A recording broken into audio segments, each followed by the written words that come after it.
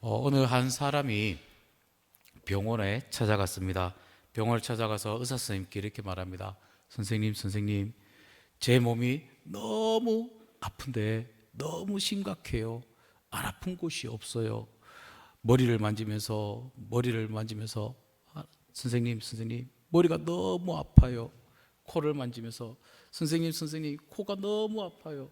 팔을 만지면서 선생님, 이 팔이 너무 아파요. 심지어는 무릎을 만지면서 선생님, 이 무릎이 너무 아파요. 라고 선생님께 이야기를 합니다. 그래서 선생님이 계속 살펴보니까 그분께 환자한테 이렇게 이야기합니다. 걱정할 일이 아니다. 아니 선생님, 머리를 만져도 아프고요, 코도 만져도 아프고요, 어깨 만져도 아프고요, 팔, 다리 다 만지는데 다 아픈데 뭐가 큰 일이 아니에요 라고 물으니까 의사 선생님이 하시는 말씀이 큰 게 아니고 그것은 환자의 엄지손과 검지손, 집게손가락이 부러져서 아픈 것이다 라고 이야기를 합니다. 어떻습니까? 사람은요, 자기의 마음이 괴로우면 온 세상이 다 힘들고 괴롭게 생각합니다. 그런데요, 자기 마음이 기쁘면은 온 세상이 낙원처럼 여겨집니다. 어떻습니까, 여러분들? 여러분들은 지금 기분이 성령 충만함으로 기쁘시죠? 문제는요, 인간은 스스로 자신을 고칠 수가 없고 새롭게 할 수 없다는 사실을 우리가 알아야 되는데, 누군가 우리의 몸과 마음을 강건케 하고 또 새롭게 해 주어야 하는데, 그분이 바로 보혜사 성령님이심을 반드시 기억하시길 바랍니다. 오늘 본문 말씀의 앞선 내용들을 보면요, 요한복음 13장에 보면 예수님께서 제자들 곁에 떠나신다라는 그 말씀을 듣고는 예수님의 제자들이 슬픔과 근심 그리고 두려움에 사로잡혀 있는 제자들의 모습을 보게 됩니다. 예수님께서 십자가를 지시기 전 제자들과 성만찬과 세족식을 한 뒤에 제자들에게 이렇게 말합니다. 작은 자들아, 내가 아직 잠시 너희와 함께 있겠노라. 너희가 나를 찾을 것이나 일찍이 내가 유대인들에게 너희는 내가 가는 곳에 올 수도 없다고 말한 것 같이 지금 너희에게도 이르노라 라고 요한복음 13장에 말씀을 하고 있습니다. 13장 33절에. 그리고는 그들 곁을 떠나실 것을 말씀하시자, 그러자 수제자 베드로가 이렇게 말합니다. 주여, 어디로 가시나이까? 라고 묻습니다. 그러자 예수님께서는 나의 가는 곳에 내가 지금은 따라올 수 없으나 후에는 따라오리라 라고 대답하시죠. 그러니 베드로는 다시 주여, 내가 지금 어찌해서 따라갈 수 없나이까? 주를 위하여 내 목숨을 버리겠나이다 라고 장담을 하죠. 그러나 예수님은 이런 베드로를 향해 뭐라고 말씀하시느냐? 너가 나를 위하여 내 목숨을 버리겠느냐? 내가 진실로 내게 이르노니 닭 울기 전 너가 3번 나를 부인하리라 라고 말씀을 합니다. 예수님의 이런 말씀을 듣고 제자들은 큰 슬픔과 근심에 사로잡히게 됩니다. 그동안 모시고 따랐던 예수님께서 저희들 곁을 떠나신다라는 그 사실에 슬퍼하고 이제는 예수님도 없이 자기들만 남게 된다라는 그 사실에 두려움과 근심이 있게 되지요. 이런 제자들을 향해 예수님께서는 뭐라고 말씀하시느냐? 14장 1절에 보니 이렇게 말합니다. 너희는 마음에 근심하지 말라. 하나님을 믿으니 또 나를 믿으라 라고 요한복음 14장 1절에 격려해 주시죠. 그러면서 3절에 보니까 가서 너희를 위하여 거처를 예비하면 내가 다시 와서 너희를 내게로 영접하여 나 있는 곳에 너희도 있게 하리라 라고 제자들에게 다시 오시겠다 라고 약속을 하십니다. 그럼에도 제자들은 어떻습니까? 당장 예수님께서 자기들 곁을 떠나신다라는 그 사실에 모두가 불안해하고 근심을 하고 걱정을 하고 있는 것이죠. 이런 제자들을 보시면서 예수님께서 저희에게 보혜사 성령을 주시겠다라고 약속해 주십니다. 오늘 16절의 말씀이지요. 16절 말씀 제가 다시 한번 읽어드립니다.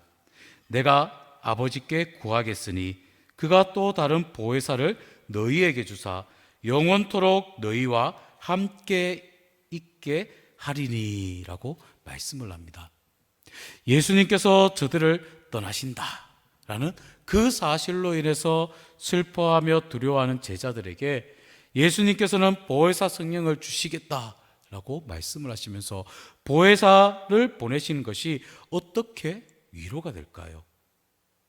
누구는 이렇게 표현을 합니다. 성삼위 하나님의 인간과의 관계를 이렇게 표현하는데, 성부 하나님은 우리를 위로하시는 하나님이시고, 성자 예수님은 우리와 함께 하시는 하나님으로 임마누엘이 되셨고, 보혜사 성령님은 우리 안에 계시는 하나님이시라라고 말씀을 합니다. 그런 것 같습니다. 예수님은 보혜사 성령을 주셔서 영원히 저희와 함께 있겠다고 약속을 해 주셨습니다. 보혜사라는 이 말은요, 헬라어로 보면 파라클레토스라는 단어를 씁니다. 이 단어가 어떻게 사용이 되어졌냐? 파라, 곁에라는 뜻을 가지고 있는 이 파라와 부르심을 받은 이란 클레토스가 같이 합쳐진 합성어로 된, 그러니까 곁에서 돕기 위해서 부름을 받은 자라고 해석을 할 수 있습니다. 또 이 파라클레토스를 번역하기를 상담자, 위로자, 그리고 돕는 자로 번역을 하기로 하는데, 오늘 본문의 다른 보혜사라고 말씀하신 것은 예수님이 자기 자신을 보혜사라고 여기셨습니다. 요한 1서 2장 1절에 보면 또 이렇게 말합니다. 나의 자녀들아, 내가 이것을 너희에게 쓰면 너희로 죄를 범하지 않게 하려 함이라. 만일 누가 죄를 범하였어도 아버지 앞에서 우리에게 대언자가 있으니 곧 의로우신 예수 그리스도시니라 라고 말씀을 합니다. 예수님을 파라클레토스라고 기록하였는데, 우리 개역 성경에 보면 대언자로 해석을 번역하기도 합니다.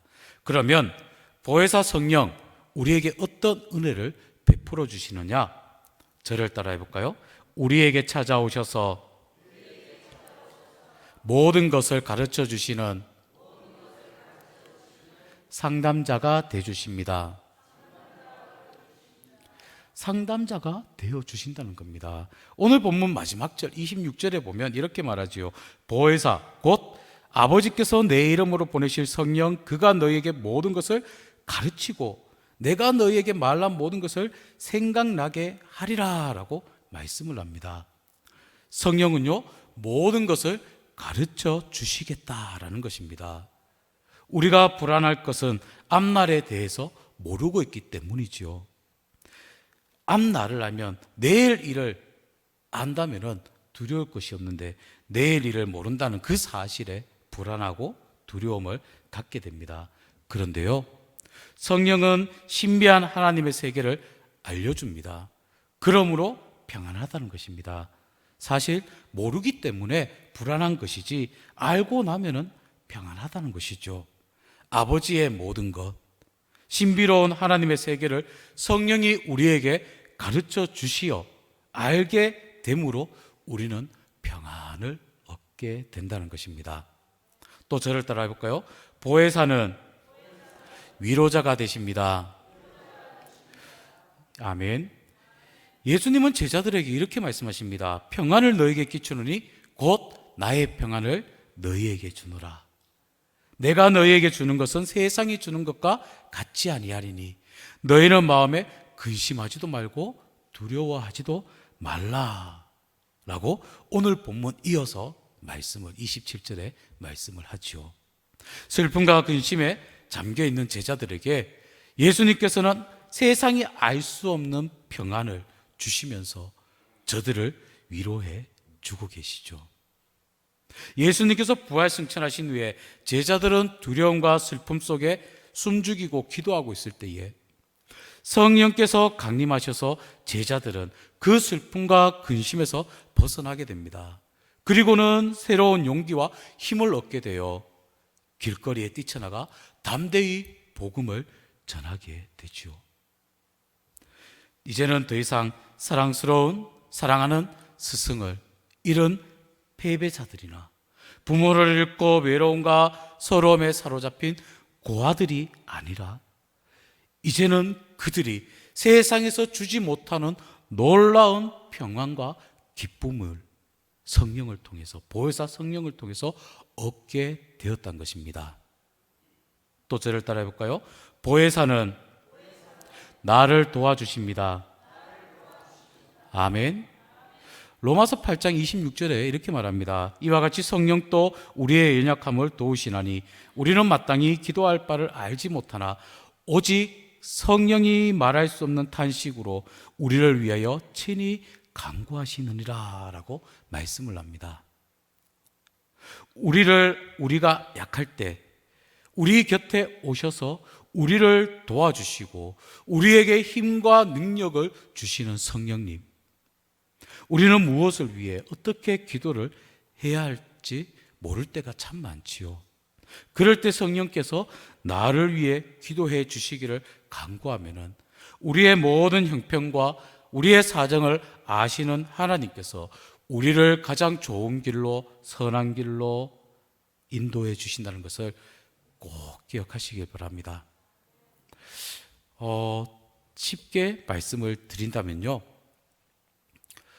성령께서 우리를 도와주시고 우리의 위로자가 되어주시고 우리의 근심 걱정을 덜어주시는 힘과 능력을 부어주시는 분이라는 사실, 또 우리를 항상 또 인도하시고 이끌어 가신다는 사실을 꼭 기억하시길 바랍니다. 그러면 어떻게 하면 우리가 보혜사 성령의 은총을 우리가 입을 수 있을까요? 오늘 본문에서 통해서 우리는 세 가지를 깨닫기를 원합니다.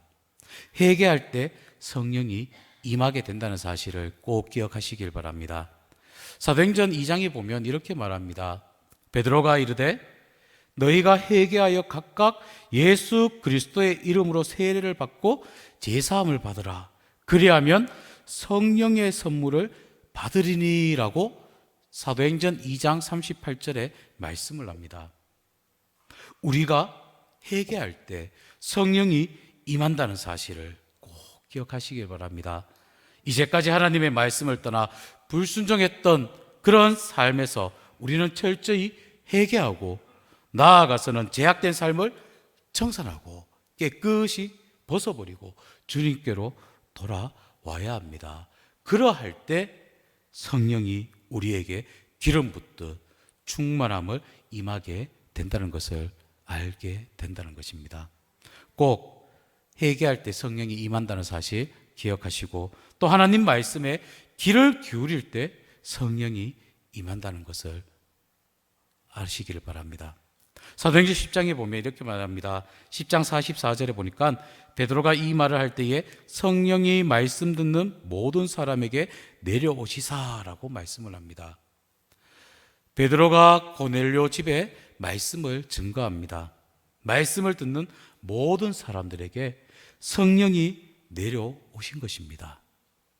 성령 충만을 받고 그들이 또 나아가서는 하나님 나라를 복음을 전하는 그러한 일을 감당을 하게 되죠.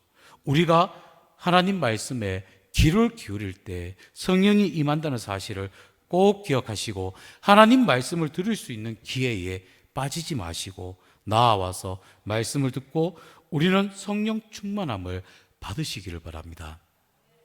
또 마지막에 보면 기도할 때 성령 충만함을 받게 됩니다. 딱 세 가지를 말씀드렸습니다. 회개할 때 성령이 임하신다. 하나님 말씀에 귀 기울일 때 성령이 임하신다. 마지막 세 번째, 기도할 때 성령 충만함을 받게 된다. 제자들은 마가의 다락방에 모여 기도에 힘쓰는 중에 성령이 임하시게 됩니다.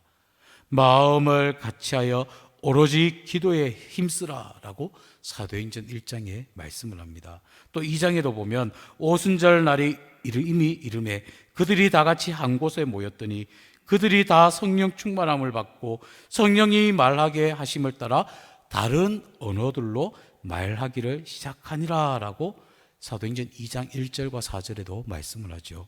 오순절이 되어서 저들이 함께 모여 기도하는 중에 저들 가운데에 불같은 성령이 임하신다.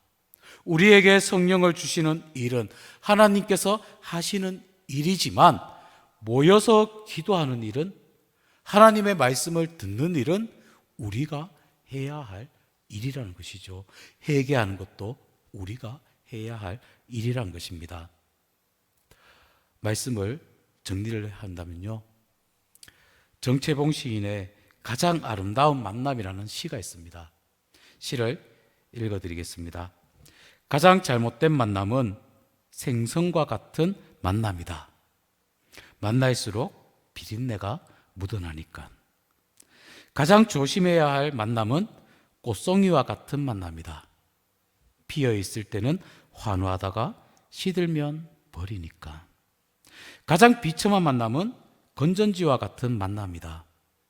힘이 있을 때는 간수하고 힘이 다 닿을 때는 던져 버리니까.